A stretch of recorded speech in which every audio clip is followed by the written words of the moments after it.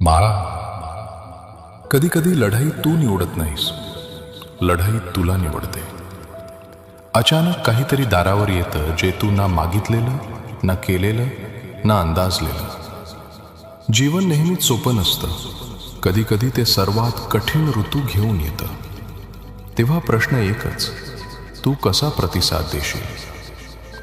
स्वामी सांगतात, कष्ट येतील, दुःख येईल, परीक्षा होतील, पण तेच तुझी धार वाढवतात. भिवू नकोस, मागे हटू नकोस.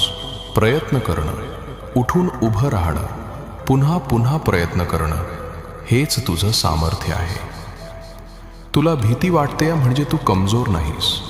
तुला निराशा आलीये म्हणजे तुझी वाट बंद नाही. तुला वेदना होत आहेत म्हणजे तू तुटत नाहीस, तू घडत आहेस. तुझ्या तोंडून नकारात्मक शब्द निघाले तर तोच मृत्यूचा मंत्र बनतो.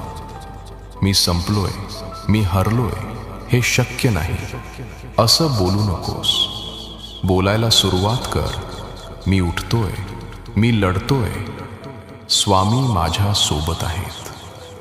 विचार नकारात्मक आले तरी वाणीने जीवनाचा मंत्र बोल. संत म्हणतात, धैर्यवान 7 वेळा पडला तरी 8व्यांदा उठतो. स्वामींचा माणूस कितीही वेळा पडला तरी पुन्हा उभा राहतो. तुझा वेदना कायमची नाही, ती तात्पुरती आहे. तू तुझ्या वेदनेपेक्षा मोठा आहेस, ती तुला मोडू शकत नाही. लक्षात ठेव, हा पहिलाच प्रसंग नाही जेव्हा तुझे डोळे पाणावले. हा पहिलाच प्रसंग नाही जेव्हा तुला वाटलं की मी संपलोय. तू आधीही वादळं पार केली आहेत, हेही वादळ जाईल. हीच तुझी कथा आहे. हेही निघून जाईल, मी उभा राहीन. तुझ्या प्रत्येक ओझ्यात एक आशीर्वाद दडलेला आहे. फक्त हार मानू नकोस. जिंकणं ठरेल. दररोज उठ, स्वतःला सावर, कामाला लाग. स्वामी तुझ्या पाठीशी आहेत. तुझं यशच तुझ्या विरोधकांना उत्तर ठरेल. आज काहीच शिल्लक नसलं तरी फक्त परत येत राहा, चालत राहा. हेच जीवनाचं रहस्य आहे. उपस्थित राहणं, पुन्हा उठणं, पुन्हा प्रयत्न करणं. स्वामी सांगतात, तुझं दुःख शाश्वत नाही, ते जातं. तुझी परीक्षा संपते, त्यामागे कृपा आहे.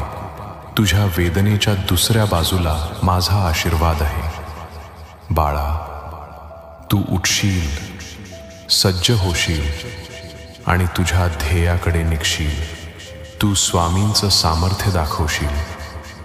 तुला तोडायचं ज्यांनी ठरवलं त्यांना तुझं यश उत्तर देईल. फक्त चालत राहा, जरी थकलास तरी. तुझं स्वप्न अजून जिवंत आहे. तुझा स्वामी तुझ्या मागे चालतोय. पुन्हा पुन्हा स्वतःला सांग, दुःख तात्पुरतं आहे, स्वामींची कृपा कायमची आहे. मी जिंकणारच.